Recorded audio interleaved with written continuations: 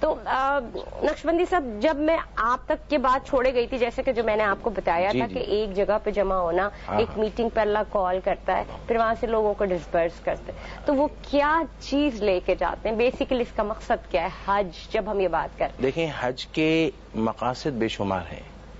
ایک تو حضور علیہ السلام فرماتے ہیں کہ الحجاج والعمار وفد اللہ، کہ حاجی اور عمرہ کرنے والے یہ اللہ کے وفود ہیں۔ اچھا، اللہ یہ حضور نے فرمایا اللہ کے وفد ہے۔ اچھا، ایک ہوتا ہے کہ بھائی کوئی ویسے آ گیا آپ کے دروازے پر، آپ اس کو ایک نارمل ایک ریسپیکٹ دیں گے اور اس کی مختصر سی تواضع کریں گے، مگر جو اسپیشل وفد کی صورت میں آئے گا، ہاں وہ بھی دعوت میں بھی وفد ہے جو آنے والا، تو حضور فرماتے ہیں ہاں وہ اسپیشل پرسنس ہیں۔ تو حضور فرماتے کہ جو حجاج ہے، جو عمرہ کرنے والے، وہ اللہ کے وفد ہے۔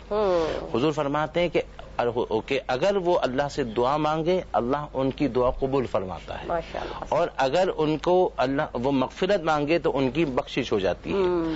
پھر یہ جانے والے جو جا رہے ہیں، یہ اللہ کے مہمان جب بن کر جا رہے ہیں، تو اب جانے والوں کے بارے میں سورہ حج کے اندر یہ فرمایا گیا کہ وَأَذِّن فِي النَّاسِ بِالْحَجِّ، کہ آپ ابراہیم علیہ السلام جب آپ نے کعبۃ اللہ کی تعمیر کو جب مکمل کیا تو اللہ نے فرمایا کہ آپ اعلان کریں، لوگوں کو حج کا اعلان کریں۔ اب جو حج کا اعلان کرے تو اس میں ہے کہ وہ آنے والے جو آ رہے ہیں، تو یہاں ایک بات میں مزے کی عرض کرتا چلوں کہ آنے والا جو آ رہا ہے تو کوئی ایسا بھی آ رہا ہے جو کہ سواری پر سوار ہو کر ہم اور آپ کی طرح آ رہا ہے، اور ایسے بھی آ رہے ہیں کہ جو پیادہ سفر پیدل کر کر آ رہے ہیں۔ حضرت امام حسن رضی اللہ تعالی عنہ نے 25 مرتبہ حج کیا، سارے حج آپ نے پیدل فرمایا، جبکہ آپ کے ساتھ سواری موجود تھی، اس کے باوجود آپ پیدل حج کر رہے ہیں۔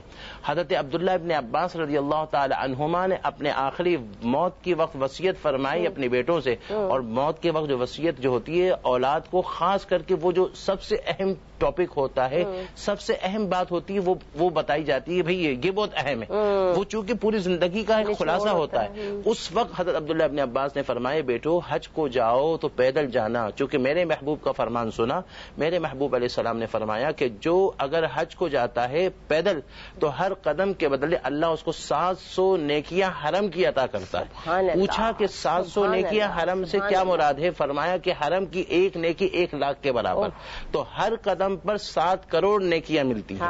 تو یہاں محدثین نے تشریح کرتے ہوئے یہ بھی فرمایا کہ چلو آپ یہاں سے رخت سفر باندھ کر نکلو، تو وہ پیدل جانا وہ تو بڑا مشقت اور بڑا مشکل والا ہم جیسوں کے وہ نہیں ہے، مگر جب آپ جب مکے کی سرزمین پر ہو اور اس دن ایام حج جب شروع ہو رہے ہو، تو پھر جب آپ مینا جائیں، مزدلفہ جائیں، عرفات جائیں، اور اسی طرح جب آپ پھر واپس یہ دن میں جو آپ یہ ہیں، ان دونوں کوشش کرو کہ اگر آپ کو اختیار ہو تو آپ اس وقت پیدل چلو، تاکہ ہر قدم پر 7 کروڑ نیکیاں اللہ عطا فرمائیں۔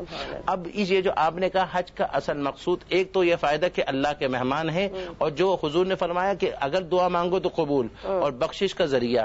دوسرا یہ ہے کہ یہ حج ہمیں اپنے اللہ کے پیاروں کی یاد بھی دلا رہا ہے۔ آج کہتے کہ یاد کسی کی کیوں مناتے ہو، تو جب ہم مقام ابراہیم پر جاتے ہیں اور وہاں جب نماز ہم ادا کرتے ہیں تو قرآن کہتا ہے کہ وہاں پر مقام ابراہیم پہ نماز کو ادا کرو، واتخذوا من مقام ابراہیم مصلی، کہ مقام ابراہیم کو مصلی بناؤ۔ تو جب مقام ابراہیم کے سامنے کھڑے ہوگے تو جس جگہ پر قدم خلیل اللہ پڑے تو یاد ان کی آئے گی۔ صفا مروہ پر دوڑی عورت تھی، مگر مرد کو دوڑوایا جا رہا ہے میلین اقدرین کے درمیان، تو آپ کو وہ یاد آئے گی۔ جب ذبح کیا جائے گا تو اسماعیل ذبیح اللہ کی یاد آئے گی۔ عرفات کے میدان میں آؤ گے تو حضرت آدم اور حضرت حوا کی یاد آئے گی۔ اسی طرح احرام کو باندھو گے تو آپ کو اللہ کے پیاروں کی یاد آئے گی۔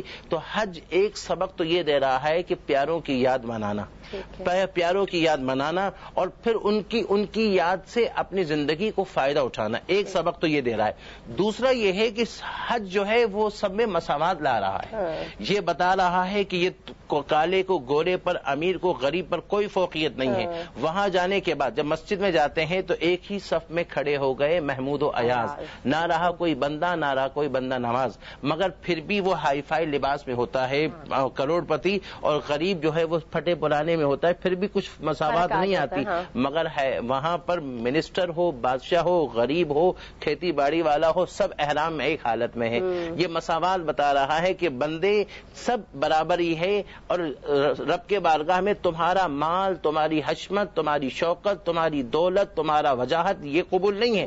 قبول کیا ہے؟ ان اکرمکم عند اللہ اتقاکم، تم اللہ کے بارگاہ میں سب سے بڑے معزز وہ ہوگا جو اللہ کے نزدیک وہ جو متقی ہوگا. تو ایک تو حج ہمیں یاد بھی سکھا رہا ہے، دوسرا مساوات دلا رہا ہے. آج مساوات نہ ہونے پر یہ پنجابی، یہ بہاری، یہ ملباری، یہ بنگالی اس سے نہیں بن رہی ہے. لسانی اختلاف کی وجہ سے ہم یہ ہو گئے. اگر حج کی مساوات کو یاد کرتے ہوئے آج بھی ہم برابر ہو جائے، اختلاف ختم ہو جائے. بالکل صحیح کہا.